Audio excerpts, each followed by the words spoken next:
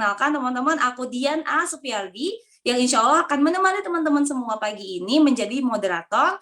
Pokoknya selama talk show ini berlangsung gitu ya. Oke, ini aku pengen tahu nih, sebagian besar teman-teman bagaimana sih kabarnya gitu. Pengen lihat dong di chat, aku sambil lihat ya. Oke, tadi di awal teman-teman kita sudah tampilin tuh video adab gitu ya. Jadi aku mengajak teman-teman untuk sama-sama mengaplikasikan adab-adab berilmu. Semoga dari adab-adabnya yang kita aplikasikan tuh menambahkan keberkahan belajar kita pagi ini gitu ya teman-teman. Dan juga Oke, teman-teman semua yang sehat bahagia pagi ini, alhamdulillah. Aku pengen juga ngajak teman-teman untuk menambah keberkahan ya, itu adalah dengan sama-sama berdoa gitu ya. Kita menundukkan kepala, menundukkan hati kita, semoga doa kita ini juga Allah ijabah gitu ya, Allah menambahkan keberkahan dari proses kita belajar pagi ini. Oke, teman-teman, berdoa di tempat masing-masing, berdoa dimulai. Ya, kita hari ini akan membahas tentang tema, yaitu temanya adalah tentang antara impian, perjuangan, dan juga perubahan gitu, dengan dua orang narasumber kita, yaitu udah pada banyak yang jawab, ada Dr. Gamal, ada Mbak Dewi Nur Aisyah ya, insya Allah. Kita ini ya, kita akan belajar sama-sama dengan pemateri-pemateri yang Masya Allah ini hebat sekali, dan insya Allah ilmunya bisa kita terapkan juga dalam kita memperjuangkan impian-impian kita. Gitu ya. Oke, teman-teman, sudah ada Mbak Dewi Nur Aisyah di sini. Jadi sebelum kita masuk ke talk show, nanti kita ngobrol di akhir aja mungkin ya. Oke, kita lihat dulu nih video profil dari pembicara kita.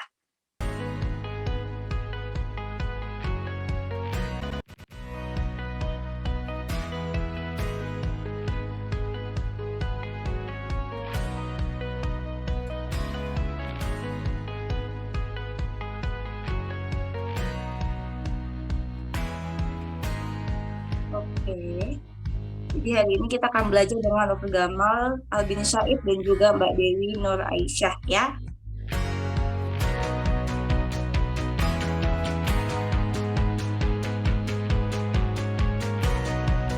Saya teman-teman profil dari Mbak Dewi Nur Aisyah.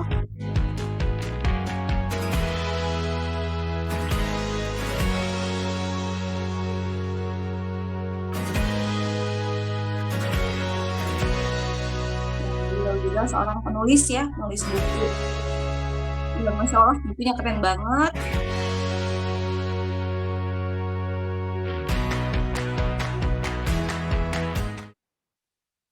Oke, alhamdulillah sudah kita lihat ya profil dari Mbak Dewi Nur Aisyah. Kita panggil dulu nih, naik ke panggung Zoom pagi ini gitu. Kita persilahkan kepada Mbak Dewi. Oke, selamat pagi Mbak Dewi. Assalamualaikum warahmatullahi wabarakatuh. Waalaikumsalam warahmatullahi wabarakatuh. Selamat pagi, Dian. Pagi Mbak Dewi, alhamdulillah seneng banget ya bisa ketemu sama Mbak Dewi gitu. Aku salah satu orang yang sangat mengidolakan Mbak Dewi dengan segala mimpi-mimpinya Mbak Dewi ya, Masya Allah, alhamdulillah. Dan juga teman-teman di sini pasti juga sangat senang bisa bertemu dengan Mbak Dewi dan bisa belajar bareng. Mbak Dewi, hari ini apa kabar? Oh, lagi di ini ya, mute ya. Iya, Oke. maaf. Iya, alhamdulillah baik, luar biasa. Alhamdulillah. Sekarang posisinya di rumah Mbak? Lagi di Yogyakarta, lagi di tengah-tengah. Kita lagi ada training sebenarnya di Satgas, lagi ngasih training ke Pusdatin BNPB. Iya, Masya Allah, keren banget teman-teman. Jadi, Masya Allah Mbak Dewi ini sekarang memegang peran yang penting banget, utamanya buat kita yang sekarang agak di tengah pandemi ini ya Mbak. Beliau sekarang memegang jabatan sebagai Ketua Bidang Data dan Satgas COVID-19 Nasional ya Mbak, bener? Iya, Ketua Bidang Data dan IT. Masya Allah, Ketua Bidang Data dan IT. Bukan peran yang mudah teman-teman, tapi dengan izin Allah, Mbak Dewi dimampukan sama Allah ya. Masya Allah. Alhamdulillah. Oke, teman-teman, boleh Mbak Dewi sedikit pengen tahu nih gitu, apa aja sih sekarang yang lagi dijadiin ini aktivitas sama Mbak Dewi? Aktivitas apa ya? Masih sama aja, masih jadi ibu rumah tangga, nyambi bantu di luar. Nyambi bantu Satgas, jadi ketua bidang data dan IT. Terakhir diminta bantu Pak Menkes untuk bantu ngebangun sistem transformasi kesehatan digital, terutama di pelayanan primer. Masih jadi konsultan di IHSP, Australia Indonesia Health Security Partnership. Masih diamanahin jadi Wakil Sekretaris Jenderal 2 di Ikatan Ahli Kesehatan Masyarakat Indonesia, dan masih jadi Senior Honorary Research Associate di UCL. Itulah kurang lebih nyambinya. Masya Allah, Masya Allah ya teman-teman. Aku pribadi merasa insecure dengan apa yang sudah Mbak Dewi lakuin ya selama aktivitasnya. Tapi insecure ini semoga jadi penyemangat buat aku untuk bisa mencapai gitu ya apa yang aku impikan gitu, dengan semangat yang Mbak Dewi sampaikan tadi. Tadi ya digaris bawahi, ini menyambi teman-teman. Tugas beliau adalah sebagai ibu rumah tangga katanya Mbak Dewi tadi. Itu semua tadi Betul. menyambi ya Mbak ya. Masya Betul. Allah. Jadi aku tuh pernah dengar Mbak Dewi talk show dari Mbak Dewi juga di salah satu eh, kegiatan gitu. Jadi Mbak Dewi bilang kalau sengaja nih Mbak Dewi itu dulunya gitu ya perjalanan pendidikannya sengaja mengambil pendidikan yang ilmu-ilmunya itu agak jarang gitu ya. Ilmu-ilmunya agak jarang, nggak banyak orang yang mudah paham dengan ilmu-ilmu itu, dan Mbak Dewi sengaja memimpikan itu biar bisa dibawa pulang nih. Ternyata qadarullah bisa langsung diaplikasikan selama pandemi. Betul Mbak? Betul, Masya Allah. Jadi semuanya berawal dari niat. Ini penting banget nih, teman-teman. Lurusin dulu deh niat kita apa. Tapi jangan lupa panjangin niatnya sampai ingin mendapatkan keridhaan Allah. Kalau kita udah panjangin niatnya, pasti akan ada kemudahan di sana. Kita kan nggak pernah berpikir ya, tiba-tiba tahun 2019 muncul ada pandemi baru gitu ya. Saya baru selesai S3 gitu, dan selesai S3 dengan tadi keilmuan satu, saya milih S2, jurusannya Modern Epidemiology. Nggak ada tuh, belum ada ilmu itu masuk ke Indonesia di saat itu ya, tahun 2011. Kemudian pada saat S3, qadarullah lagi nih, pokoknya niatannya adalah kalau minta sama Allah gitu ya, saya pengen memberikan kebermanfaatan seluas-luasnya dari keilmuan yang saya pelajarin. Keilmuan yang saya pelajarin pun masih jauh lah dari ilmunya Allah gitu, sangat sedikit banget gitu ya. Tapi ternyata tadi diambil yang sulit-sulitnya. S3 bukan nyari yang gampang, S3 dicari yang susah. Susah artinya apa? Kalau di tesis saya ada beberapa chapter gitu ya, masing-masing chapter itu jadi satu paper sendiri. Jadi bukan satu keseluruhan tesis menjadi satu paper, satu chapter itu satu paper. Jadi satu chapter itu ada yang spesifik ngambil meta-analisis misalnya, dan ternyata lagi-lagi dimudahkan sama Allah, hasil penelitiannya digunakan menjadi rekomendasi, digunakan oleh para ahli hepatologi se-Inggris dan Eropa. Kemudian pakai the whole genome sequencing yang sekarang lagi kita mainin nih, yang ngomongin varian Omicron gitu ya. Udah belajar langsung ke Cambridge gitu. Ternyata apapun kita ngambil jalan yang sulit, bukan berarti Allah akan ngasih kesulitan. Ada hikmah di balik semua itu. Yang kita pelajarin dahulu gitu ya. Kita niat pokoknya saya pengen belajar gitu ya, ngambil ilmu sebanyak-banyaknya, benar bisa dimanfaatkan di Indonesia. Datang pandemi, kita belajar banyak, epidemiologi, semuanya modern epidemiologi nih, future modeling gitu ya. Nanti naik nggak nih kasusnya? Pertanyaan orang kan selalu begitu kan? Nah, ilmu itu saat ini sangat dipakai ternyata. Jadi semua berawal dari niat, uruskan niat kita, insya Allah nanti dalam perjalanannya Allah mudahkan, dan jangan pernah takut menghadapi kesulitan. Karena pasti gitu ya, di balik kesulitan itu akan ada hikmah lagi yang kita dapatkan, mungkin nggak sekarang, tapi 2-3 tahun kemudian. Gitu mungkin, Dian. Ya, Masya Allah. Ini belum masuk ke sesi talk show, aku sudah banyak mencatat ya. Masya Allah, banyak hikmah yang bisa kita pelajari dari perjalanannya Mbak Dewi. Nah, Mbak Dewi tadi ya, ngebahas soal perjalanan Mbak Dewi tadi gitu ya. Tadi aku garis bawahi, kalau kita mengerai satu jalan yang sulit, bukan berarti akan Allah berikan kesulitan gitu ya Mbak. Gitu. Bagaimana sih cara Mbak Dewi menyikapi ya, menghadapi perubahan, perjuangan, dan juga impian tadi gitu. Satu, jangan pernah takut menghadapi kegagalan. Ini kadang kita punya sifat namanya apa ya, inferiority complex. Orang Indonesia suka banget tuh kayak gitu. Apalagi ketika dia keluar negeri gitu ya, orang-orang ngomongnya native bagus gitu. Terus kita jadi malu mau ngomong takut-takut gitu ya. Ini orang Indonesia banget nih. Kita harus hapus semua itu. Jadi dari pengalaman-pengalaman yang saya jalanin sendiri gitu ya. Misalnya datang nih ke konferensi internasional, saya ketemu sama seorang penulis banyak banget lah publikasi ilmiah internasionalnya gitu ya. Dia ngomongnya medok Jepang gitu, tapi Jepang bahasa Inggris ngerti kan ya, lebih bagus lidah Melayu daripada lidah orang Jepang. Jadi sebenarnya nggak usah kita takut gitu, just be yourself sebagai seorang agent, entah muslim, muslimah gitu ya. Jangan pernah takut nggak bawa identitas diri kita. Selama kita adalah yang terbaik di bidangnya, nggak akan pernah ada orang yang bisa nolak kita. Nah, itu salah satu hal yang saya pegang juga gitu ya. Saya nggak perlu takut apa-apa gitu. Karena apa? Saya punya Allah yang senantiasa membersamai saya. Yang kedua, saya punya keyakinan gitu. Kalau saya menjadi orang yang terbaik di bidangnya, pasti nggak akan ada orang yang bisa nolak saya gitu. Nah, itu adalah hal lain yang kita juga senantiasa melibatkan Allah dalam setiap prosesnya.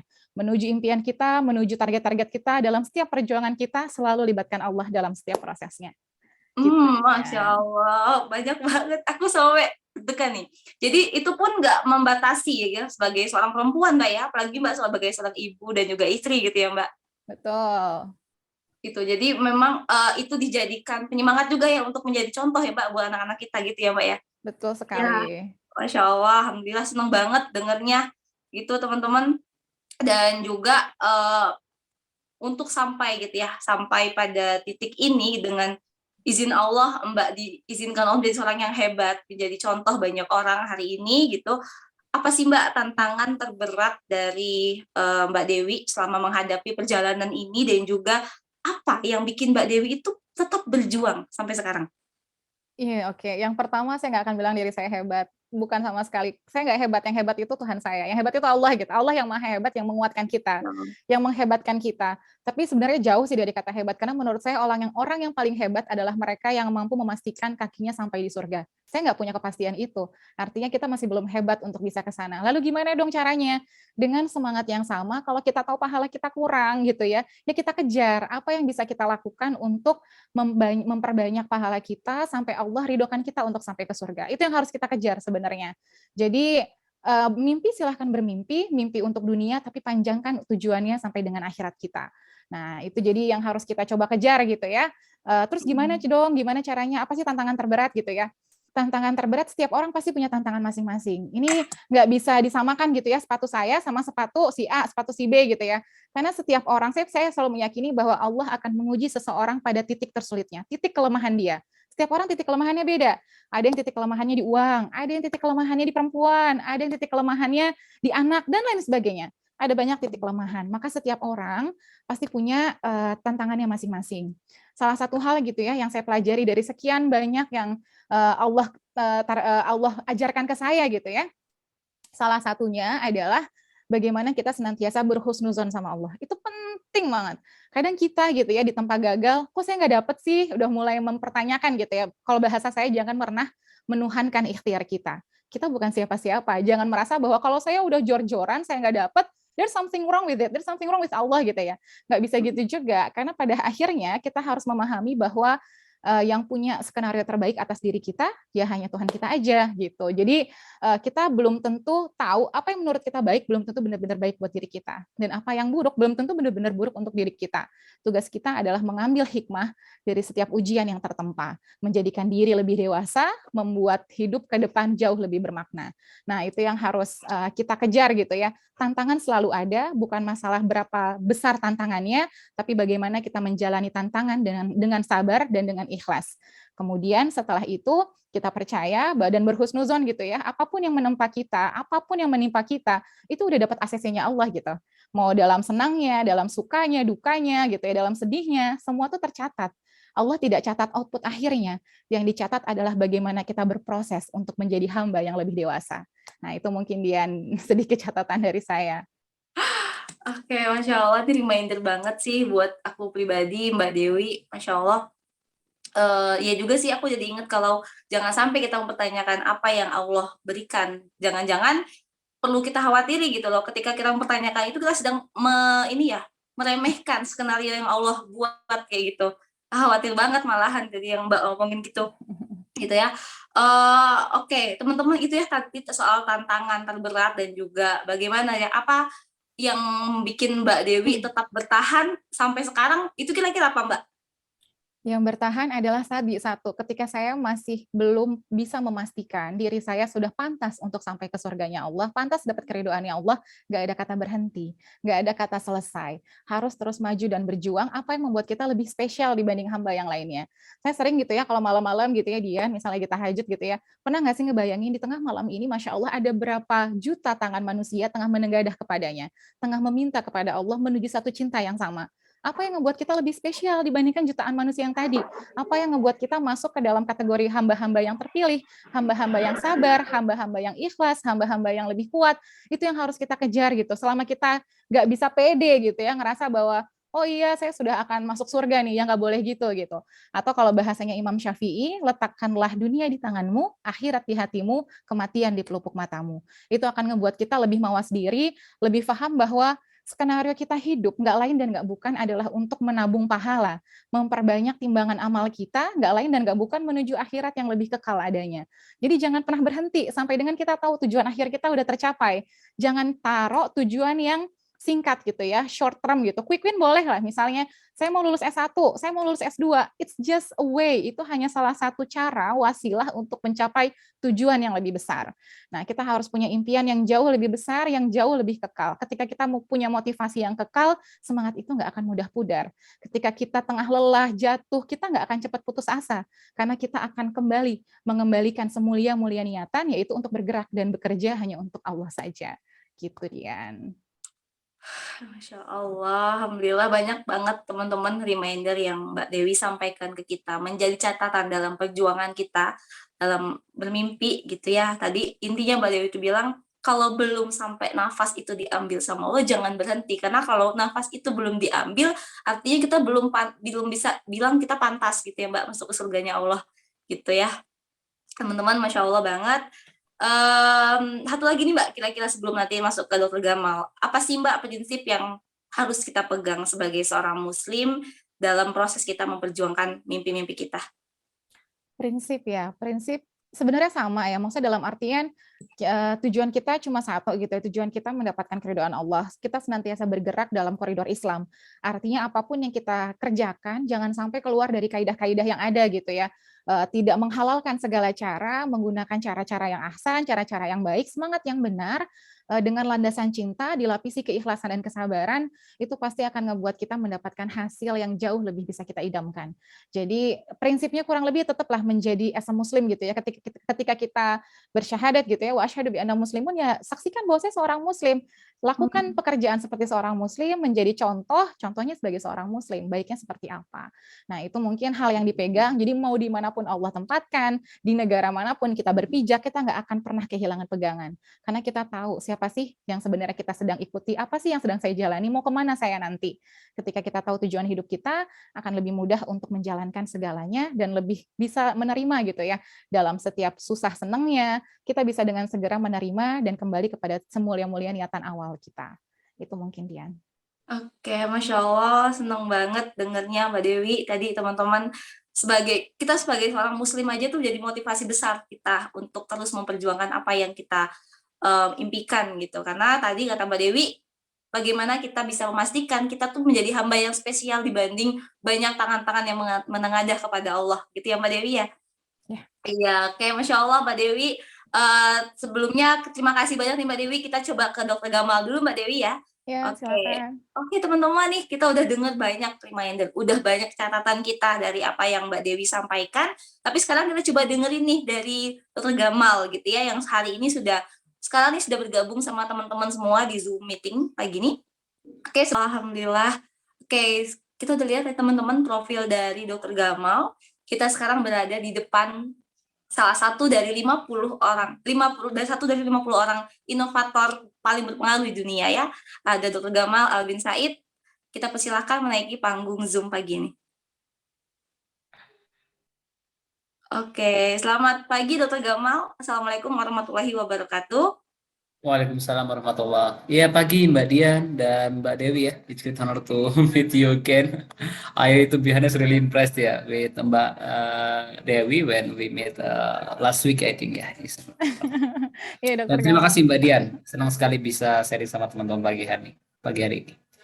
Ya, Masya Allah, Alhamdulillah kita ada di tengah-tengah orang-orang yang hebat ya dengan izin Allah gitu ya teman-teman. Semoga ini Dokter Gamal ini juga sama nanti akan memberikan banyak catatan-catatan yang dapat menguatkan perjuangan kita dan bermimpi. Oke dokter, apa kabar hari ini dokter? Ya, semangat banget karena tuh biasanya kan sekarang COVID udah mulai mereda ya. Jadi setelah 1,5 tahun ya kita kan terhambat aktif. Sekarang senang banget saya sudah mulai bisa bulan ini Desember mulai bisa running lagi kan seperti biasa. Dan juga sebenarnya bulan Desember kemarin lagi stop aktivitas ya, karena ada satu target yang dikejar gitu. Nah sekarang jadi seneng banget untuk sharing, sosialisasi, ketemu sama teman-teman. Ya, jadi nggak sabar tuh diskusi. Kalau Mbak Dian gimana kabarnya? Lagi Alhamdulillah sibuk? sehat, sehat sekali dokter. Alhamdulillah. Great, great, Oke, great. Oke, go ahead. oke, ya gini. Jadi dokter langsung kita coba ketok saya dokter ya. Oke, jadi Ya, please.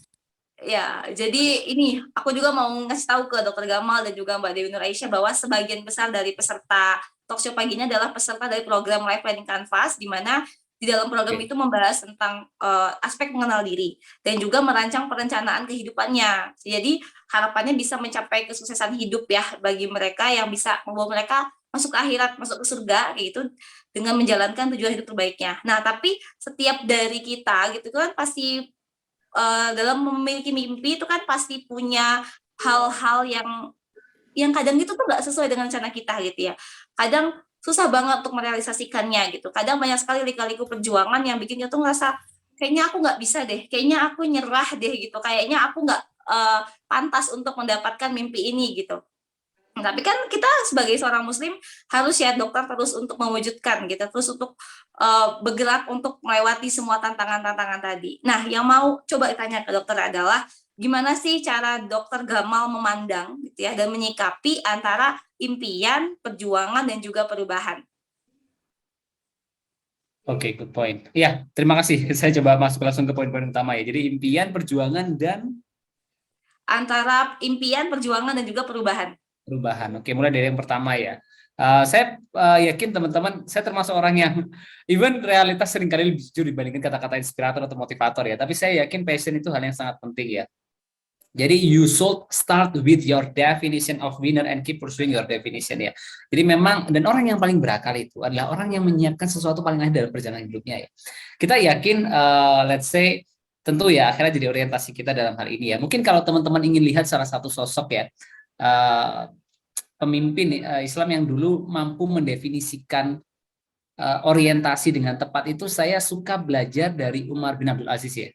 Jadi beliau itu pernah di akhir hayatnya ya, beliau membaca satu ayat persis setelah ayatnya turun. Jadi beliau membaca surat Al-Qasas ayat 83 yang artinya adalah itulah negeri akhirat yang kami sediakan bagi orang-orang yang tidak berambisi menyombongkan diri di atas muka bumi dan menebarkan kerusakan. Lalu beliau menambahkan kemudian kan beberapa poin ya, yang intinya adalah saya punya jiwa yang ambisius. Kata Umar bin Abdul Aziz, tidak pernah jiwa saya sampai pada satu kedudukan, sampai dia berambisi kepada kedudukan di atasnya. Dan sekarang jiwa saya sudah sampai satu kedudukan yang tidak ada lagi kedudukan yang melebihi kedudukan itu, dan sekarang jiwa, karena waktu itu dia sudah menjadi pemimpin dengan sepertiga ya, wilayah jazirah sudah dikuasai kan di kedua kepemimpinannya, dan sekarang jiwa ini tinggal mendudukan yang tertinggi yang melebihi tingginya khilafah yaitu surga ya. Jadi saya suka cara dia melihat orientasi akhirat ya dalam konteks dihubungkan dengan perjuangan yang kita lakukan dalam konteks di muka bumi ini ya. Jadi begini, let's make it simple. Pertama saya ingin sampaikan kepada teman-teman, jadilah sehebat mungkin, sekaya mungkin, seberprestasi mungkin, lalu gunakan itu semua untuk sesuatu yang kita yakini kebenarannya. Nah, mungkin masuk ke kalau practically approach ya. Tadi kan kita udah punya definition of winner ya, itu di of course akhirat ya, tapi kita juga perlu kan how to gimana menuju itu ya dengan tetap melihat apa yang bisa kita lakukan di dunia ini. Nah dalam hal itu teman-teman juga perlu ngeplan apa yang mau teman-teman capai, mau jadi apa dan lain sebagainya ya. Jadi itu menurut saya penting. Nah saya commonly pakai dua teori dalam hal ini. Yang pertama divine calling, yang kedua ikigai. Kalau divine calling ini teori dari dosen di Harvard University namanya Tal Ben-Shahar. Dia lihat tiga hal: pleasure, strength, meaning. So when your interest intersect with mastery and then get bundled up with sincerity, you will see that God empower you. Ketika kesukaan bertemu ketangguhan, lalu kamu bungkus dengan ketulusan, maka lihatlah bagaimana Allah membesarkan. Yang kedua itu ikigai. Ikigai itu lihat dua hal, kayak empat hal ya: what you love, what you are good at, what the world needs, what you can be paid for. Jadi passion itu kayak gimana ya? Pernah nggak sih kamu ngerjain sesuatu ini gue banget rasanya? Adrenalin kamu ya rasanya di puncak, kamu nggak sabar mengerjakannya. Itulah passion. Anything that gets your mind flying and your soul burn is your passion. Dan saya sangat yakin kalau kamu ikuti passionmu, maka finansial hanya masalah waktu ya. Dan jangan oleh karena itu jangan korbankan passionmu karena recehan rupiah. Because if you follow your passion, money, people, impact will follow you. Jadi itu mulai dari situ dulu ya. Kita punya orientasi akhirat. Lalu kita juga punya hal yang mau kita capai di dunia ini dalam konteks ya mencapai kebaikan itu. Tapi jangan juga terjebak dalam ambisi yang tidak tepat. Saya suka salah satu tokoh pernah mengatakan ya, saat seseorang sudah mengejar titel, jabatan nih, posisi ya, kedudukan, maka saat itu dia telah hina gitu. Jadi kita perlu benar-benar mengejar itu dalam konteks ya mendapatkan akhirat yang lebih baik gitu. Jadi jangan sampai mengorbankan akhirat untuk mengejar sesuatu yang dunia. You can align ya, itu kamu bisa menyelaraskan itu semua. Nah, tadi nyambung ke poin kedua kan teman-teman sudah mulai punya plan di apa yang mau teman-teman capai lah dalam karir ke depan ya. Kalau commonly saya bagi jadi dua sih, ada namanya prominent, imminent, eminent ya. Itu eminent itu contains the idea of respected ya. Kalau itu eminent ya, contains the idea of respected. Jadi kita diakui karena keilmuan kita. Kalau prominent itu has the idea of being well known and important. Teman-teman diakui karena ide gagasan karya yang dikenal luas oleh masyarakat. Nah dari situ kalau ditarik 4 hal yang teman-teman siapin menurut saya. Sekarang kan bicara gimana teman-teman menyiapkan diri dalam konteks mencapai itu kan, dalam konteks perjuangan mencapainya ya. Satu, bangun kompetensi. Seperti Mbak Dewi ya, itu contoh yang sangat bagus, role model menurut saya buat teman-teman semua ya. Jadi cari tempat tertinggi yang teman-teman bisa raih ya. Even saya sendiri di usia sekarang pun saya masih struggling to pursue ya high opportunity to increase my competence. Jadi pertama kompetensi itu akan membuat teman-teman rise above the crowd ya. Semakin spesifik, berbeda dan mendalam sesuatu yang teman-teman kuasai, teman-teman akan lebih kuat perannya dalam konteks itu. Karena nggak ada yang, no one can replace you. Dan kalau ada yang bisa menggantikan pun mungkin nggak bisa memberikan performa sebaik kamu. Lalu yang kedua portofolio. Nah ini yang penting ya. Portofolio ini karya nyata ya. Apapun itu teman-teman, mau teknologi, aplikasi digital, social movement, content creation, community development, community empowerment, apapun, tapi buatlah sesuatu yang nyata. Karena portofolio itu kartu nama terbaik yang teman-teman miliki. Itu tempat mengejawantahkan ilmu kita, tempat kita menguji kapasitas kita. Kalau kamu udah berhasil bangun satu perusahaan di 10 kota dengan omset yang sangat besar ya, orang akan melihat kemampuan kamu itu. Kalau kamu berhasil membuat sebuah inovasi sosial yang udah bantu puluhan ribu orang, ya itu well proven ya. Kamu nggak perlu cerita tentang kapasitas kompetensimu, karyamu bercerita, jadi karya berteriak lebih keras dibandingkan orasi-orasi kita. Nah ketiga baru bicara prestasi ya, itu memberikan kamu reputasi kredibilitas ya. Dan yang keempat pengakuan publik ya. Tapi jangan terjebak ya, kalau sekarang kan istilahnya follower lebih berharga dibandingkan ijazah kata orang ya. Iya ya benar. Jadi saya sampaikan begini, pengakuan publik itu penting ya. People know, like, and trust you.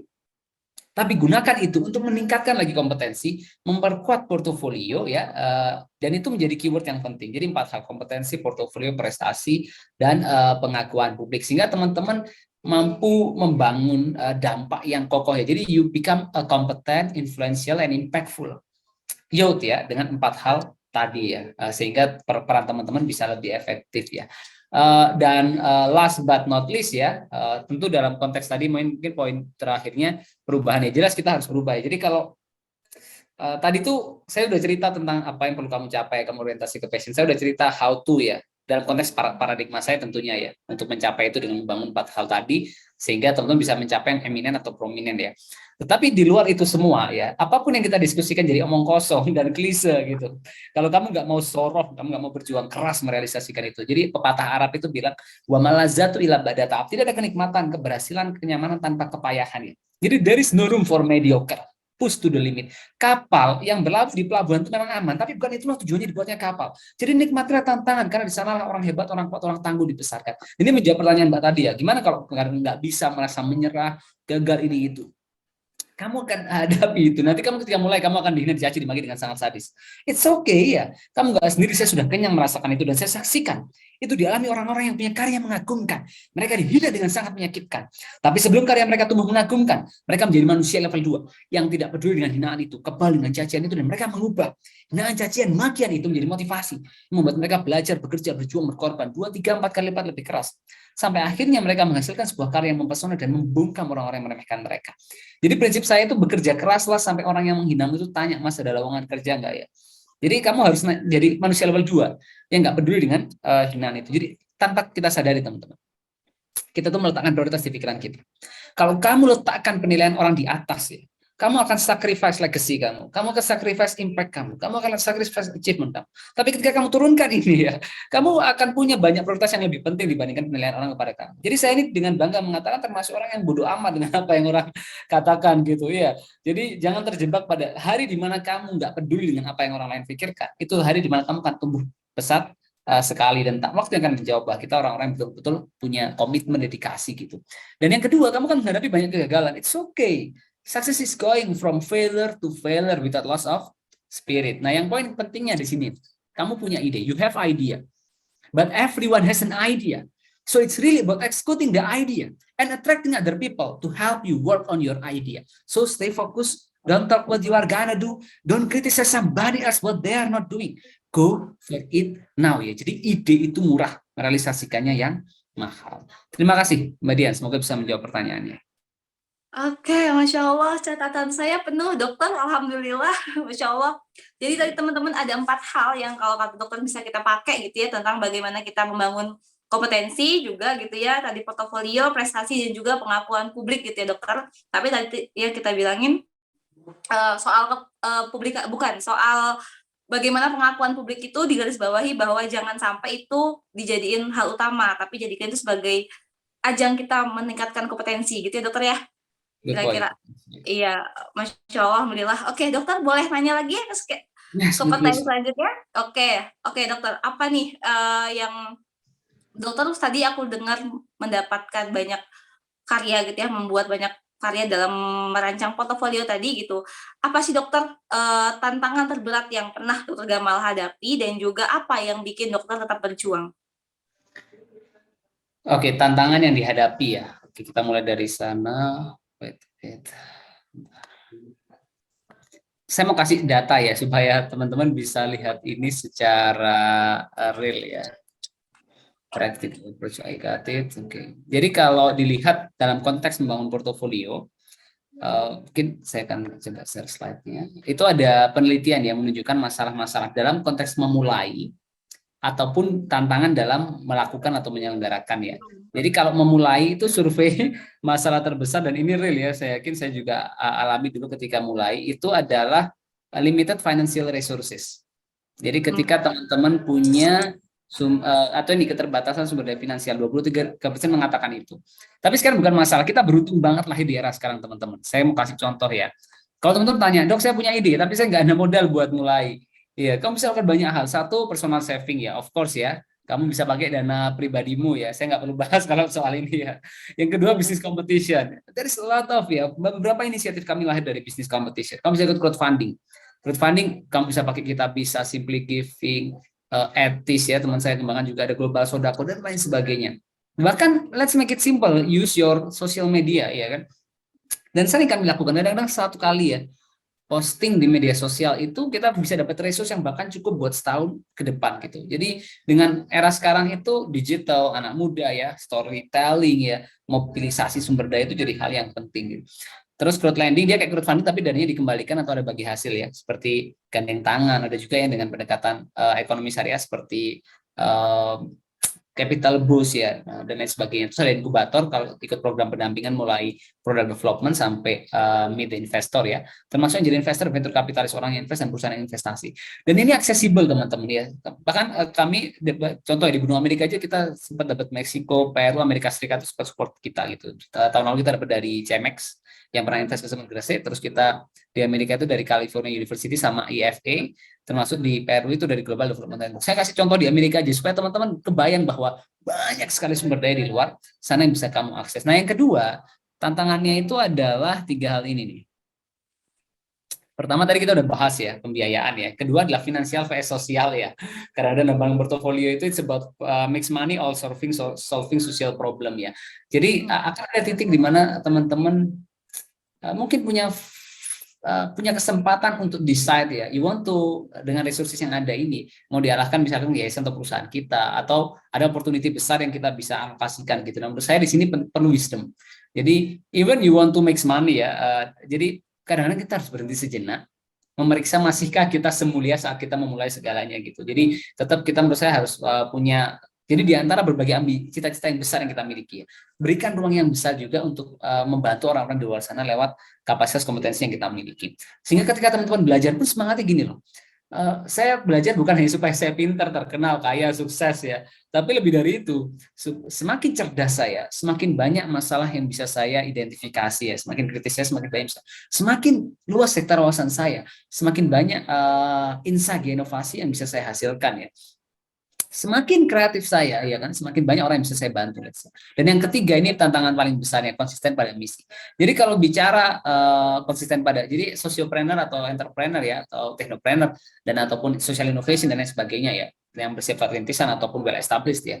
Konsisten pada misi itu tantangan, karena orientasinya itu impact and sustainability kan, dampak dan keberlanjutan ya. Sehingga konsisten pada misi kita itu jadi hal yang penting, karena pengalaman saya di 5-6 tahunan bangun itu ada teman-teman yang dulu mulai bareng saya ya, dengan inovasi dia, maksudnya mulai di angkatan yang sama, di kampus yang sama atau di program yang sama gitu, tapi sekarang sudah nggak running lagi gitu. Even saya sendiri pun mengalami titik harus bertahan dalam situasi sulit gitu ketika kita naik turun. Jadi konsisten pada misi penting. Jadi kalau keywordnya saya mau simplifikasi dalam dua my favorite quote sebenarnya ya. Jadi don't try to impress people, but focus to impact people, because impress will be lost but impact will survive. Maybe you are impressive but are you impactful ya. Jadi jangan terjebak pada impresif tapi pada fokuslah pada dampak, sehingga kita akan punya spirit yang kuat, yaitu atau paradigma yang kuat. Don't be proud with your idea but focus on the problem that you want to solve. Jadi fokus ke impact dan impact. Itu Mbak Dian mungkin untuk tantangan yang teman-teman hadapi ya. Thank you. Oke, alhamdulillah teman-teman tadi ada riset dari Dr. Gamal ya, bahwa banyak gitu ya hal-hal yang dihadapi, tantangan-tantangan banyak orang gitu ya dalam memperjuangkan mimpi, dan itu artinya mau aku ambil adalah wajar, semua orang akan mengalami tantangannya masing-masing gitu. Artinya tadi dari data itu Dr. Gamal bilang kalau ya kamu akan tetap mendapatkan tantangan itu tadi gitu ya Dok ya.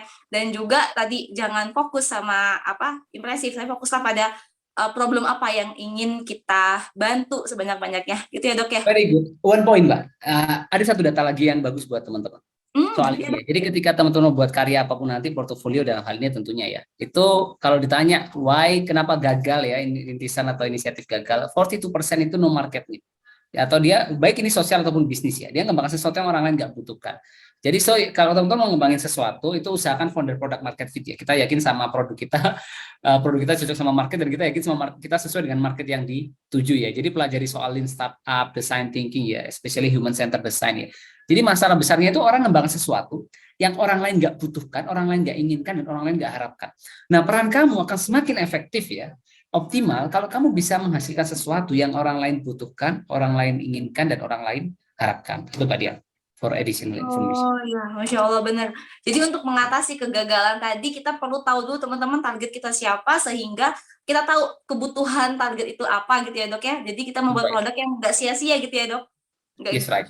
Ya, Masya Allah teman-teman banyak banget catatannya tadi yang bisa kita jadiin modal ya untuk kita berjuang ke depan. Dan sekarang boleh Dr. Gamal dan Mbak Dewi kita masuk ke sesi tanya jawab. Ya, dengan senang hati Mbak. Oke, alhamdulillah. Oke,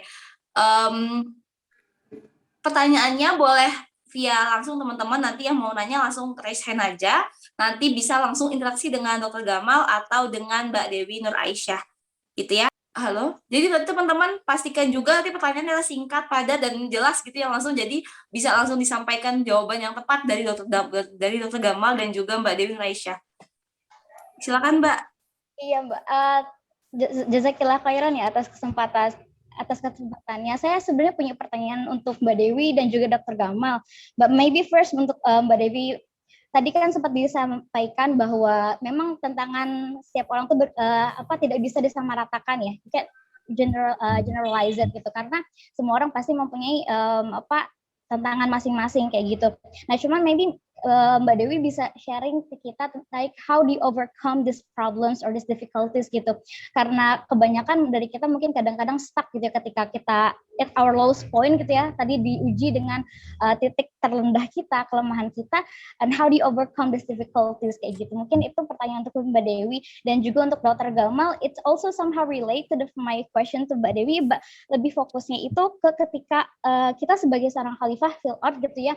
Salah satu tanggung jawab responsibility kita juga itu untuk berdakwah kan ya, untuk membawa what you said tentang impact, how do you make an impact to the people, not to impress people. Nah, tapi terkadang reality atau the reality that we are facing itu tidak sesuai dengan ekspektasi kita gitu. Let's say yang tadi ya berdakwah itu ada orang tua mungkin yang belum terlalu mensupport karena mungkin belum paham kayak gitu. Dan sedangkan kita tuh udah bergebu-gebu, our passion is in inspiring people and making influence, but there's some things that hold us back. Sedangkan kan bir walidain, apa ridho Allah juga ada pada ridho orang tua kayak gitu. Nah itu bagaimana kita untuk overcome that kind of situation also gitu. Mungkin itu saja Mbak, jazakallah khair. Wah, jazakillahu khairan. Terima kasih Mbak Irsalina untuk pertanyaannya. Boleh dari Mbak Dewi dulu? Ya, makasih banyak Irsalina untuk pertanyaannya. Gimana cara kita untuk overcome the problem ya?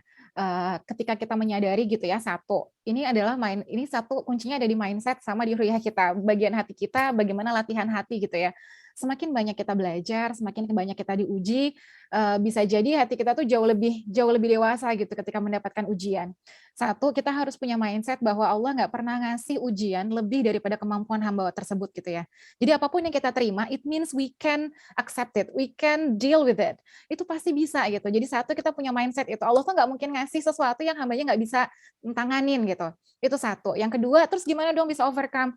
Kalau bahasa saya adalah jiddiyah. Jiddiyah itu apa sih? Sungguh-sungguh. Kesungguh-sungguhan untuk merajut ikhtiar, kesungguh-sungguhan untuk beramal, dilapisi dengan kesabaran, jangan lupa dilapisi dengan keikhlasan. Ada yang harus kita ingat, bukankah surga itu mahal ya? Bukankah surga lebih dekat kepada mereka yang lebih besar perjuangannya, lebih indah kesabarannya, lebih terjal mendaki perjalanannya. Artinya nggak mungkin kita dapetin surga kalau nggak diuji. Nggak mungkin kita dapetin surga kalau nggak ada effort di sana, that's pointless. Nggak mungkin gitu ya. Kita mengejar sesuatu yang mahal, artinya pasti ada pengorbanan di sana. Ada salah satu prinsip yang saya pegang bahwa keberhasilan itu berbanding lurus dengan perjuangan. Artinya apa? Kalau kita mau dapat keberhasilan yang besar, nggak mungkin perjuangannya minimalis. Kalau kita pengen mendapatkan sesuatu yang besar, pasti perjuangannya juga harus besar. Dan terakhir, kalau dari saya berkaitan dengan overcome the problem, biarkanlah cinta menjaga keistiqomahan. Sehingga kalau kita cinta sama Allah berada dalam definisi yang benar, kita nggak perlu terusik dengan adanya kata lalai. Kita nggak perlu terusik dengan adanya kata kecewa, kata gagal, kita nggak akan terusik. Karena kita sayang, kita nggak akan rela kehilangan sayangnya Allah. Kita nggak akan rela kehilangan cintanya Allah. Karena cintanya Allah terlalu berharga untuk kita sia-siakan. Artinya apa? Kita harus punya effort yang lebih, jadi hamba yang bermutu gitu, yang berkualitas. Gimana caranya mendapatkan tantangan bukan untuk menjatuhkan, tapi untuk membuat kita meningkatkan derajat ketakwaan di hadapan Allah. Karena setiap seseorang hamba gitu ya diberi ujian, artinya Allah tuh sayang. Bagi saya gitu ya, ketika kita dikasih ujian itu tandanya Allah sayang. Kalau Allah nyuekin kita, udah nggak ada apa-apa, jangan-jangan ada sesuatu nih yang kita nggak kita ini ya.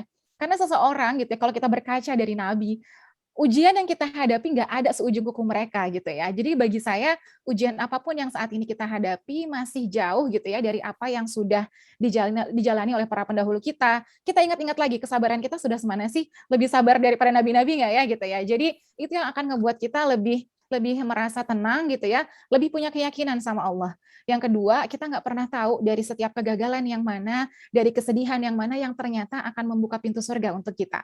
Itu bisa aja terjadi ketika Allah memberikan tantangan, memberikan ujian, ada sesuatu yang akan Ia berikan. Nggak mungkin enggak gitu ya. Ada hikmah di balik semuanya, dan tugas kita adalah menggali hikmah tersebut dan tetap berhusnuzon kepada Allah Subhanahu wa taala. Itu mungkin Irsalina ya dari saya. Oke, terima kasih banyak Mbak Dewi untuk jawabannya tadi yang bisa digarisbawahi bahwa yang kita kejar adalah surga ya.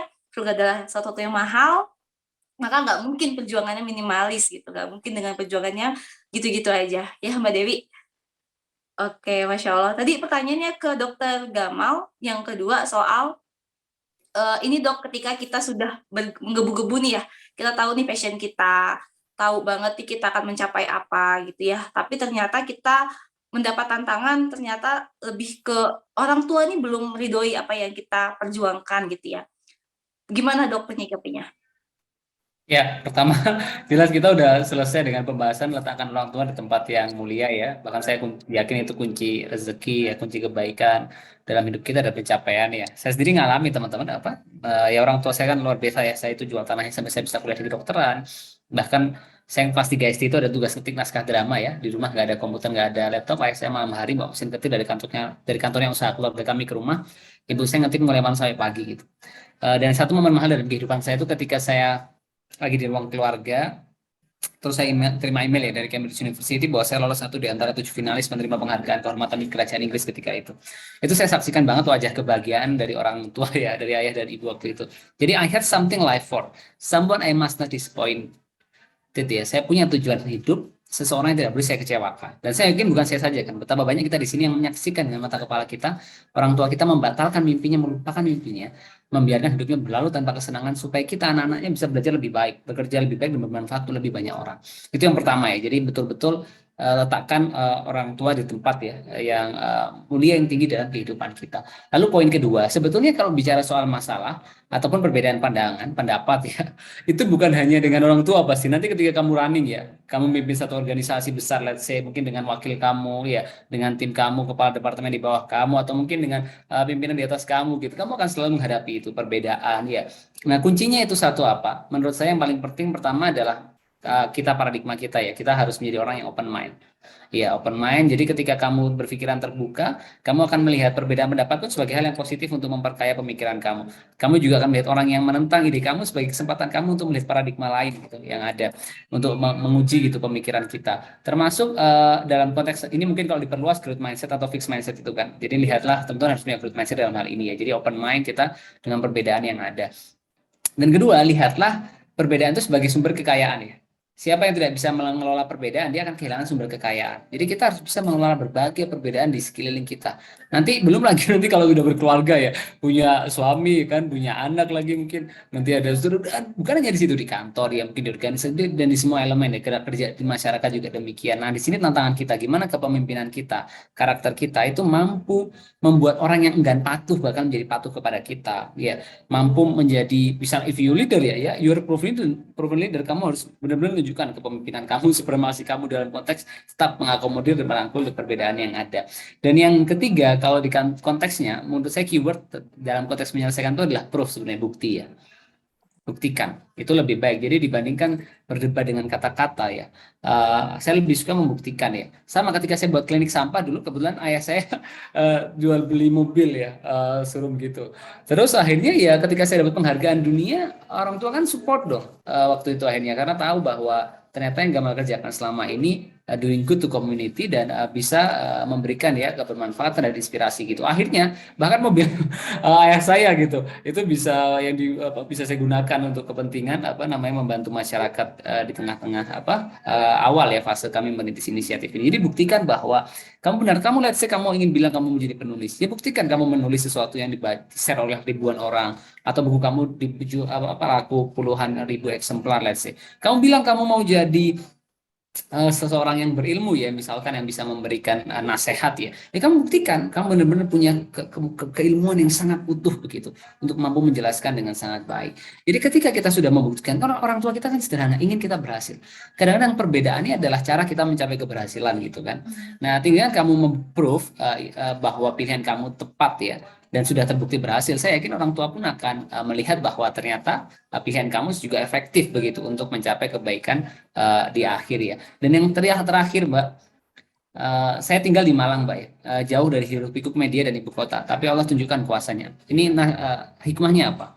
Yang kita lakukan mungkin kecil dan sederhana, tapi dengan keikhlasan, kerja keras dan gotong royong, Allah itu berwenang sepenuhnya membesarkan kebaikan kita. Jadi Allahul Latifun bi ibadihi, Allah itu maha lembut kepada hamba-hambanya. Kalau kita benar-benar ikhlas lillahi ta'ala ya, benar-benar nolong, saya yakin maka Allah itu akan bukan hanya membuat orang sekeliling kita membantu kita ya, bahkan seringkali Allah itu mendatangkan orang-orang baik untuk membersamai kita. Kita punya cita-cita baik ya, tiba-tiba nanti akan dikirim tim ya melamar ke perusahaan kita untuk bantu kita, tiba-tiba teman kita didatangkan, sumber daya dihadirkan ya. Jadi saya sangat punya keyakinan penuh soal itu. Tinggal kita sebaliknya, kalau kita punya cita-cita nggak tercapai, itu periksa diri kita. Jangan-jangan badan kita nggak pantas buat kemuliaan itu ya. So fokus ke keikhlasan tadi, kerja keras ya, dan gotong royong, maka Allah akan menolong kita dengan cara yang begitu indah. Terima kasih Mbak Irsalina, semoga bisa menjawab pertanyaannya ya. Oke, Masya Allah. Terima kasih Dr. Gamal jawabannya. Jadi tadi teman-teman soal bahwa tantangan itu nggak cuma dari orang tua, tapi letakkan dulu orang tua pada titik paling mulia di kehidupan kita gitu. Nanti akan menambah gitu ya, malah mendapatkan keridhaan Allah dari perjuangan dari kita mendapatkan ridho orang tua. Justru Allah akan mendatangkan banyak keridhaan ya dokter ya, dengan semua yang kita perjuangkan gitu kira-kira. Oke, terima kasih Mbak Irsalina. Mungkin pertanyaan selanjutnya dari Mbak Gina Hana ya, yang sudah raise hand juga. Assalamualaikum. Waalaikumsalam. Silakan Mbak. Terima kasih kesempatannya. Yang pertama aku mau nanya ke Dr. Gamal. Kebetulan ada di lingkup startup juga, startup kesehatan.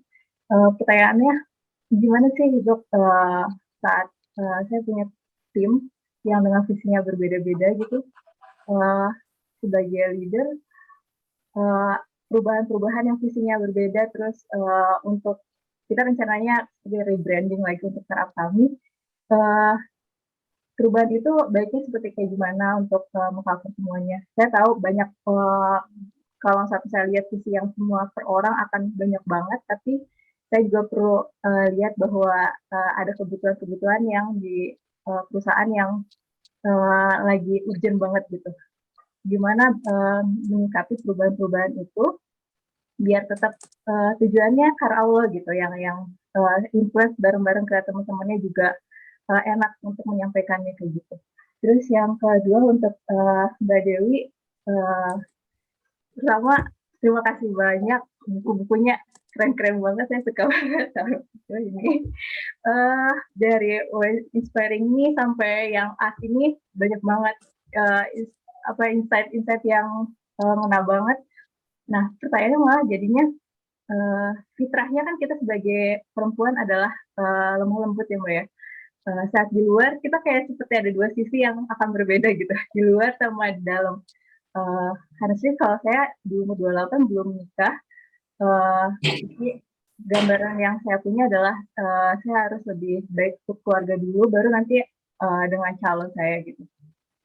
Sebenarnya bagaimana sih menempatkan dan misalkan cara sikap-sikap yang membedakan gitu, karena di satu sisi di luar benar-benar menjadi powerful leadership gitu yang nanti mungkin pas saat menikah kan saya akan jadi makmumnya, jadi mengikuti lebih banyak ke suami kita.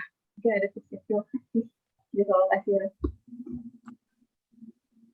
Oke, terima kasih Mbak Gina untuk pertanyaannya. Mungkin langsung ke Dr. Gamal dulu. Gimana dokter cara menyikapinya gitu ya, perubahan-perubahan tadi soal startup ya Mbak ya, gitu, dari banyaknya perbedaan visi misi dari dalam tim tersebut gitu.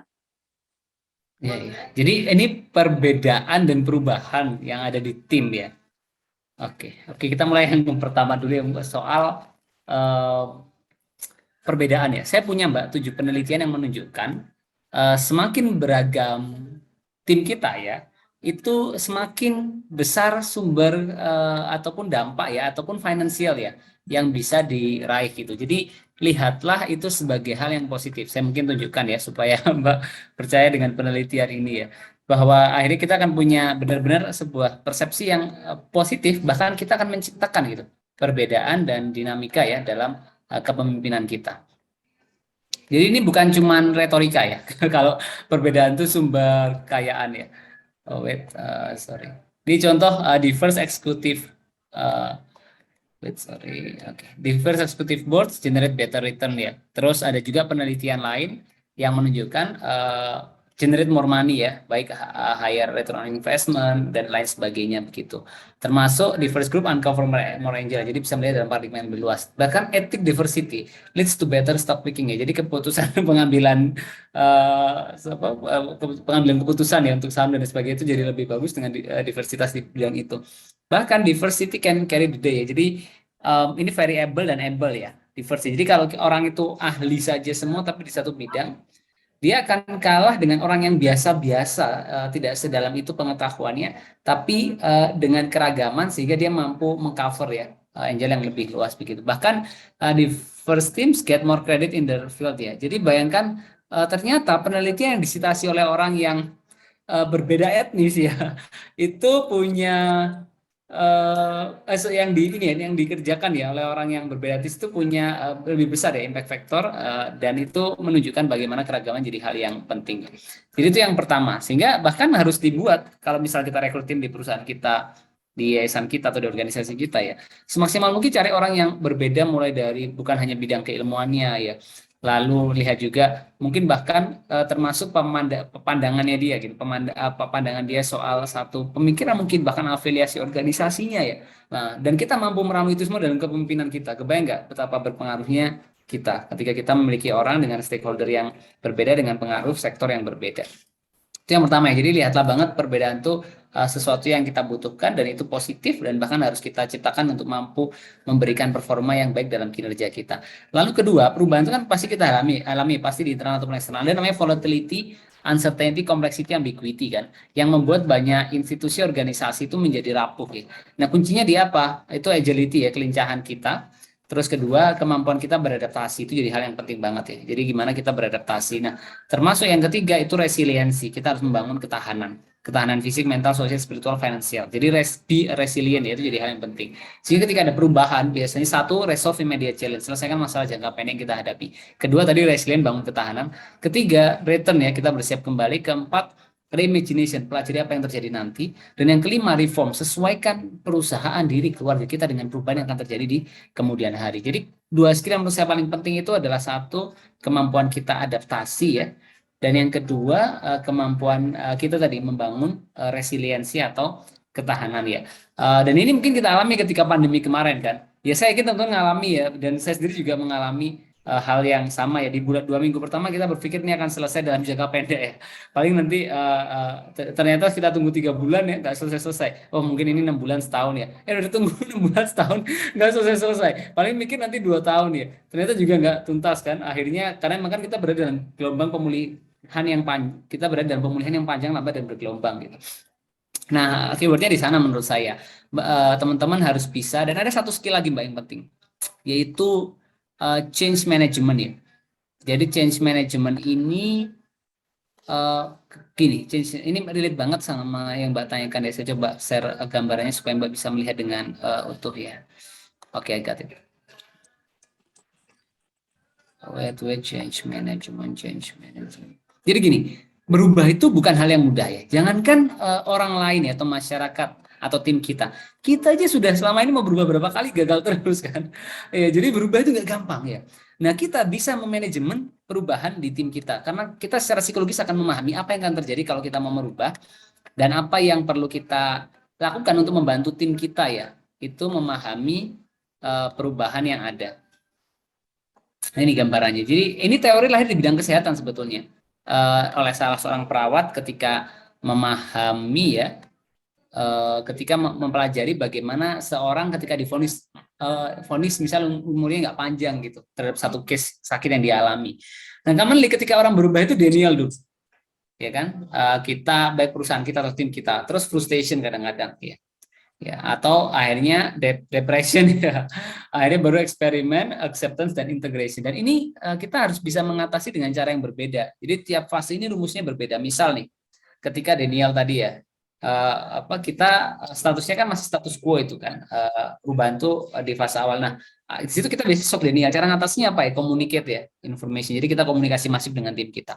Nah, saat tim kita mulai frustasi atau kita sendiri mulai frustasi, depresi dengan pandemi COVID atau dengan perubahan atau financial krisis yang dialami oleh perusahaan kita misalkan, itu saatnya kita mungkin tertekan, takut ya, marah gitu dengan perubahan itu saatnya kita watch, listen, and support ya. Itu dan kemampuan kita untuk ini ya spark motivation jadi penting di sini. Terus saat berikutnya baru kita mulai acceptance ya, itu give time to explore and test ya terhadap perubahan, itu baru decision commitment. Jadi bahkan di beberapa titik Mbak, saya tuh kalau melihat titik perubahan itu misal saat tertekan ya, saat masalah itu malah bagi saya itu kayak unintended course, kesempatan yang bagus buat saya belajar. Jadi ketika misalnya kita lagi ngalami masalah di perusahaan kita, misal saat turun ya, misalnya kita mengalami banyak kerugian atau sesuatu yang harus kita selesaikan, itu kesempatan bagus buat develop capability dan share knowledge. Jadi selalulah berpikir, when you find a problem ya, atau perubahan yang nggak bisa kamu atasi, jadikan itu momen yang tepat sekali buat kamu berhenti ya. Jadi kayak bulan lalu saya nggak malu cerita ke teman-teman ya, saya spending banyak waktu banget buat belajar improve ya, yang saya pilih dalam hal itu. Bahkan 1 bulan itu saya bisa ketemu sama mentor saya 3 jam sampai 4 jam. 2 jam, 3 jam di malam hari untuk discuss, untuk belajar gitu, ngejar dan konsisten. Kemarin saya pakai cara itu, kayak short term tapi high intensive ya. Learning terhadap satu skill yang kita butuhkan. Jadi itu mungkin tentang change management, dengan kamu memahami apa yang akan dialami tim kamu terhadap perubahan yang kamu lakukan. Ya. Kamu akan bisa dengan tenang ya, membantu secara psikologis gitu, tim kamu untuk melalui itu. Bahkan kalau lebih cerdas lagi, you can drive them psychologically gitu. Kamu tahu kapan kamu harus motivate, kapan kamu harus kasih pressure sesekali ya, misalkan untuk melakukan perubahan. Nah, dan bukan karena pertimbangan nanti kita sungkan ketika dia akan berpikir kita demikian, enggak, karena kamu tahu persis gitu. Kamu harus membentuk tim seperti ini, dan ini yang harus kamu lakukan. Itu mungkin Mbak Dian ya, tentang change management yang semoga bisa membantu ya. Terima kasih dan Mbak Gina ya. Thank you. Oke, terima kasih Dr. Gamal untuk jawabannya. Ini sangat membantu teman-teman karena dalam perjuangan kita bermimpi nanti mungkin kita akan membentuk tim gitu ya untuk membantu perjuangannya kita. Dan ini Dr. Gamal ngasih gambaran kita bagaimana kita menghadapi banyak keragaman di dalam tim kita tadi gitu ya. Oke, selanjutnya boleh ke Mbak Dewi Nuraisyah. Tadi pertanyaannya tentang bagaimana kita sebagai perempuan gitu ya. Yang nanti pada akhirnya kita jadi makmum nih Mbak, padahal di luar kita bisa jadi pemimpin gitu. Kira-kira gimana Mbak Dewi? Iya, sebelum masuk ke jawaban yang itu, yang pertama tadi ya Gina ya, makasih banyak sudah baca buku saya, ternyata udah baca. Yang pertama saya doakan semoga Allah pertemukan dengan jodohnya dalam waktu terbaik, limpahkan keberkahan dalam masa penantian. Karena kalau udah baca buku pasti tahu ya, yang saya bilang menunggu tidak semembosankan itu gitu. Dengan menunggu Allah hendak mengajarkan kita agar lebih bijaksana terhadap waktu. Maka pertanyaannya bukan seberapa panjang waktu tunggu kita, tapi apa yang sudah kita lakukan di ruang tunggu. Jadi selama lagi menanti gitu ya, silahkan lakukan hal-hal terbaik untuk menjemput gitu ya, menjadi insan yang terbaik juga untuk menjemput jodoh yang terbaik. Karena pernikahan itu bukan masalah cepat atau lambatnya, tapi bagaimana kita menjemputnya dalam keridhaan Allah Subhanahu Wa Taala, itu yang paling penting. Yang kedua, masalah yang tadi, saya selalu percaya gitu ya, Islam itu tidak pernah merubah seseorang. Let's say kita tahu namanya Umar gitu ya, Islam nggak ngebuat Umar harus lemah lembut gitu ya, nggak juga gitu. Dengan ketegasannya, Islam membuat Umar dengan ketegasannya senantiasa berada dalam jalur koridor Islam gitu ya. Membuat ketegasannya, membuat Islam semakin jaya. Jadi sama gitu ya, lemah lembut bagi seorang wanita. Bagi saya muslimah itu sama kayak pelangi. Ada yang warna pink, warna biru, merah gitu ya. Jangan pernah maksa yang merah harus jadi biru, biru harus jadi kuning. Karena setiap muslimah pasti punya peranan warna masing-masing gitu ya. Warnanya ini beda. Ada yang karakternya pragmatis gitu ya, yang nggak pedulian. Ada juga yang nggak bisa disakitin, sensitifan. Itu macam-macam banget. Nanti kita banyak belajar mengenai ma'rifatul insan. Maka gitu ya, apapun karakter Allah yang dititipkan pada kita, tugas kita adalah mengeja takwa dalam setiap karakter yang ada pada diri kita. Tugas kita itu. Kemudian gimana dong Mbak kalau misalnya di luar saya as a leader gitu ya, tegas, disiplin, sistematis gitu ya. Nggak apa-apa, nggak ada masalah. Saya juga menjadi leader gitu di luar juga banyak ya. Allah kasih amanah gitu. Kebetulan Allah banyak kasih amanah untuk memimpin. Bahkan sekarang di level nasional harus mengajarkan ke seluruh provinsi gitu ya. Kalau balik ke rumah tetap saya adalah istri punya kewajiban zaujatul muti'ah, taat kepada suami gitu ya. Jadi tidak ada yang berubah dalam hal itu gitu ya. Setiap orang adalah pemimpin bagi dirinya sendiri. Itu yang pertama, kita akan menanggung apa yang sudah kita lakukan, kita akan pertanggungjawabkan setiap waktu yang kita habiskan. Dalam setiap detik-detik kebaikan yang kita lakukan, nanti kita akan lihat di akhir gitu ya. Dan sama, ketika kembali ke rumah, kita adalah nanti menjadi seorang istri, menjadi seorang ibu gitu ya. Kan nggak mungkin juga sifat leadernya di bawah gitu ya, ngajarin anak-anak gitu ya. Pasti kita punya penempatan namanya manajemen peran.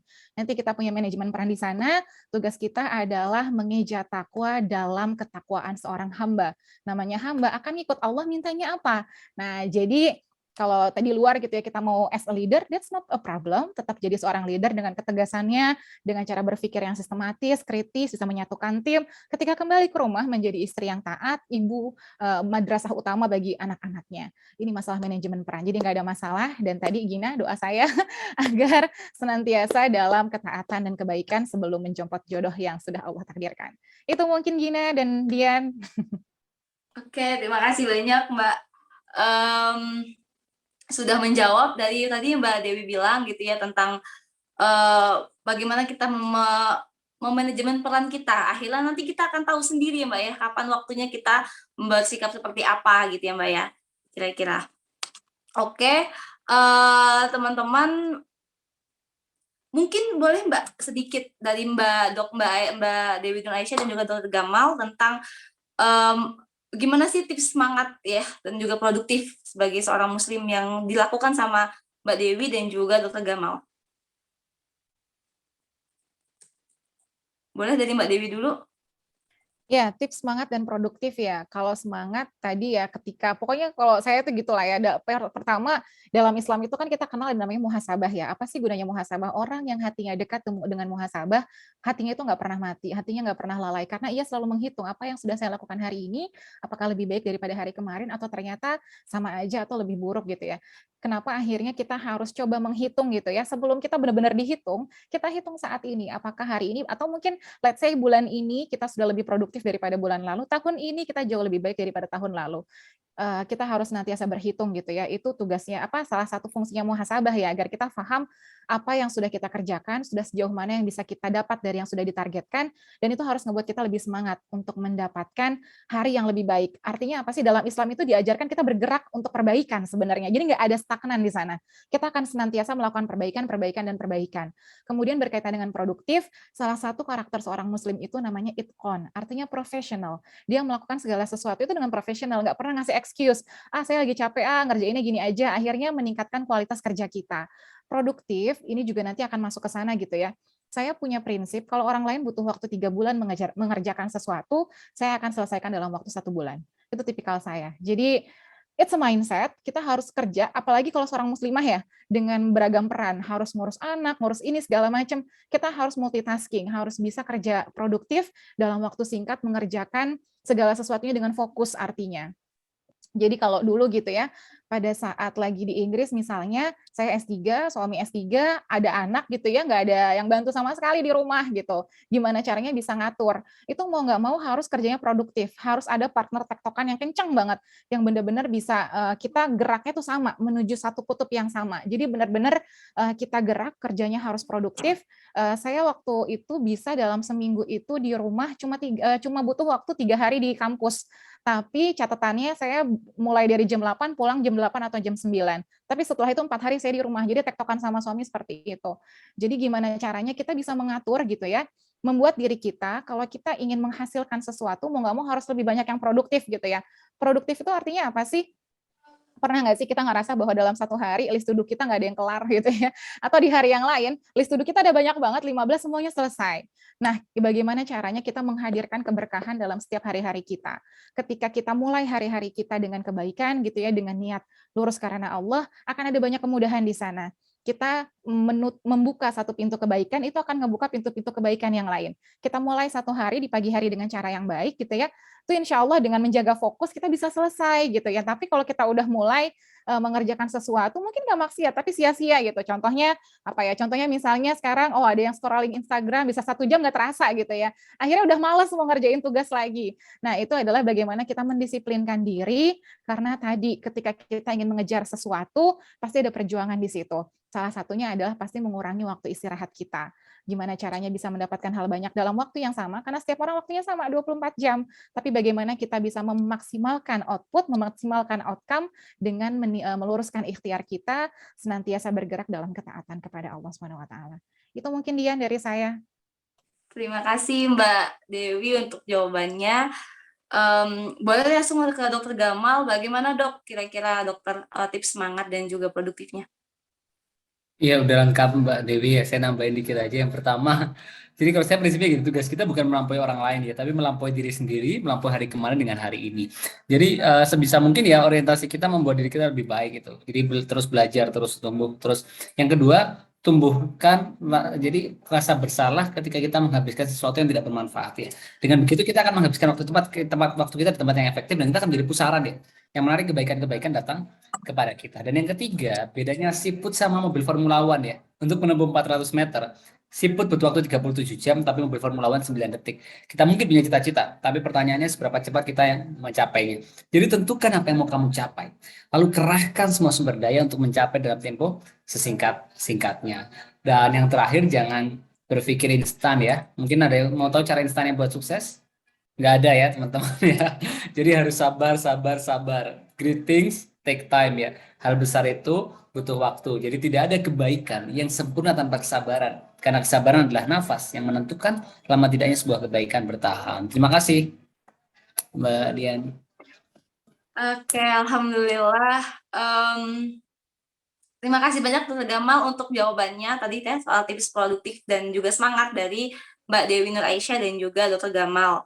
Oke, teman-teman sudah sampai jam 10.15 nih waktunya kita untuk mendengarkan gitu juga terakhir tentang bagaimana sih closing statement dari talkshow kita pagi ini, yaitu antara impian, perjuangan, dan juga perubahan. Boleh mungkin dari Mbak Dewi Nur Aisyah dulu. Iya, mungkin sebagai penutup, mari kita tinggikan impian kita, tidak hanya berhenti di dunia, tapi juga sampai ke surga. Dan untuk mencapai surga pasti butuh perjuangan. Perjuangan yang nggak sebentar, nggak bisa dengan ikhtiar yang ala kadar. Semua pasti butuh manajemen waktu, manajemen diri yang teratur dan terjadwal. Dan untuk melakukan semua itu pasti akan ada perubahan. Kalau di sebuah buku psikologi gitu ya, sesuatu yang menjadi habit atau kebiasaan itu butuh at least 21 kali dilakukan berulang-ulang. Maka perubahan itu membuat diri bisa kerja produktif, bisa kerja cepat. It takes time to learn gimana caranya karakter kita juga terbentuk dengan kebiasaan itu. Jadi siap untuk berjuang, siap untuk menghadapi perubahan, untuk mencapai impian yang paling kekal menuju surganya Allah yang paling kita idamkan. Itu mungkin bagian dari saya, kurang lebihnya mohon maaf. Oke, terima kasih banyak Mbak Dewi sudah memberikan closing statement-nya. Kalau dari Dr. Gamal gimana nih, Dok? Oke, terima kasih ya kawan-kawan. Dan terima kasih Mbak Dewi, insight-nya luar biasa banget. Saya jadi belajar banyak hari ini. Oke, jadi yang pertama, never limit your vision based on your current resources ya. Hold the vision, trust the process. The vision pulls you. Jadi jangan pernah batasi mimpi cita-cita kita lewat sumber daya kita hari ini. Pegang visi, percaya pada proses dan visi yang menarik kita. Jadi cita-cita kita terus melampaui uang kita, melampaui usia kita, dan melampaui kemampuan kita. Yang kedua teman-teman ya, jadi kalian anak muda, ini dari lubuk hati paling dalam saya berharap teman-teman akan membuat sesuatu yang nyata gitu nanti. Kita rindu anak muda seperti kalian yang punya kapasitas, kompetensi, punya karya nyata, punya prestasi, lalu punya spiritualitas yang kokoh ya. Oleh karena itu kalian ibarat matahari pukul 12 siang, paling terang, paling panas, paling membara. Jadi jangan biarkan masa muda ini berlalu begitu saja tanpa karya mempesona. Don't let anyone look down on you cause you are young. So considering that millions of people still need help, our work is not finished, we still have a big job to do. Dan yang ketiga, ini kalimat tidak enak terdengar ya, tetapi semoga bisa menjadi motivasi buat teman-teman mau soroh ya. Kalau kamu nggak mengejar mimpimu, orang lain akan membayarmu untuk mengejar mimpi mereka. Dan last but not least ya, work hard in silence and let your impact and success be your noise. Bekerjalah dalam sunyi dan biarkan dampak dan kesuksesan menjadi bisingmu. Tetaplah ya, menjadi pejalan dalam jalan-jalan kebaikan. Karena jalan kebaikan adalah jalan Allah, sehingga dia yang berjalan dalam jalan kebaikan sesungguhnya sedang berjalan bersama Allah. Terima kasih. Wassalamualaikum warahmatullahi wabarakatuh. Waalaikumsalam warahmatullahi wabarakatuh. Masya Allah teman-teman, banyak banget ya yang kita dengarkan, banyak banget yang menjadi catatan kita dalam perjalanan kita memperjuangkan mimpi tadi. Tapi kalau kata Mbak Dewi Nur Aisyah, jangan rendahkan ya, jangan cuma mimpi untuk di dunia, tapi bagaimana kita bisa mencapai surga dengan mimpi tadi. Juga kata Dr. Gamal tadi ya, yang kata-katanya kata beliau agak gimana, agak pedas gitu ya, kalau ternyata ya itu penting gitu, bahwa kalau kita nggak memperjuangkan mimpi kita, maka kita akan dibayar oleh orang untuk memperjuangkan mimpi mereka. Kira-kira itu teman-teman, mohon maaf untuk pertanyaan yang teman-teman belum bisa dapat kesempatan bertanya langsung gitu, mungkin lain kali akan ada kesempatan untuk langsung interaksi dengan beliau-beliau berdua gitu ya teman-teman. Oke, Dr. Gamal dan juga Mbak Dewi Nur Aisyah, boleh kita mau foto bersama dulu?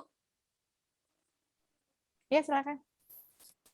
Oke, silakan teman-teman dari tim operator untuk mengambil foto ya. Banyak Dr. Gamal dan juga Mbak Dewi Nur Aisyah untuk semua reminder, semua catatan, semua ilmu yang sudah di-sharing kepada kita, dan pasti sangat-sangat membantu kita dalam memperjuangkan mimpi-mimpi kita ke depan gitu ya. Sekali lagi, semoga Allah jaga Mbak Dewi Nur Aisyah dan juga Dr. Gamal dalam banyak hal kebaikan, sehingga Allah ridho kepada perjalanan yang Dr. Gamal dan juga Mbak Dewi Aisyah jalani ke depannya. Gitu kira-kira. Salam untuk keluarga, dokter, dan juga Mbak Dewi. Selamat melanjutkan aktivitas selanjutnya. Baik, terima kasih Dian. Terima kasih semuanya. Sehat-sehat selalu. Assalamualaikum. Waalaikumsalam warahmatullahi wabarakatuh. Terima kasih kawan-kawan. Saya pamit ya. Hope to see you in person all. Stay healthy, stay produktif. Assalamualaikum. Waalaikumsalam warahmatullahi wabarakatuh. Oke, alhamdulillah teman-teman sudah selesai nih gitu ya. Kita sharing tentang bagaimana sih gitu ya kita menyikapi antara impian, perjuangan, dan juga perubahan tadi gitu ya. Yang dikasih tahu sama Mbak Dewi Nur Aisyah dan juga Dr. Gamal. Pengen dong tahu insight-nya teman-teman gimana sih setelah mendapatkan materi-materi tadi gitu. Dan oke, jangan lupa nih teman-teman untuk share insight yang teman-teman dapetin. Jangan sampai ya kebaikan-kebaikan dari ilmu yang beliau-beliau sampaikan itu berhenti di kita, itu nggak menjadi manfaat lebih luas lagi gitu. Jadi silakan teman-teman share insight-nya itu dan juga tag boleh ke @mudif.co dan juga @mudifacademy gitu ya. Oke teman-teman, mungkin itu yang bisa kita persembahkan ya pagi ini untuk menemani teman-teman dalam memperjuangkan mimpinya. Selamat memperjuangkan mimpi teman-teman semua. Ya, ada yang bilang tugas kita bukan melampaui orang lain tapi melampaui diri sendiri. Iya benar banget teman-teman, selamat melampaui diri sendiri, selamat menghitung perjalanan teman-teman dalam memperjuangkan mimpinya. Semoga Allah mudahkan dan Allah berikan keridhaan di dalam perjalanan tersebut. Itu kira-kira teman-teman dari saya selaku moderator dan juga MC pagi ini. Semoga apa yang kita dapatkan hari ini bisa bisa membuat kita menjadi lebih rendah hati gitu dan juga semangat untuk memperjuangkan apa yang kita impikan. Gitu teman-teman, mohon maaf lahir batin selaku moderator juga di dalam aku memandu tadi banyak kesalahan dan kita tutup dengan berdoa dulu sama-sama. Dengan doa dan dengan membaca doa kafaratul majelis.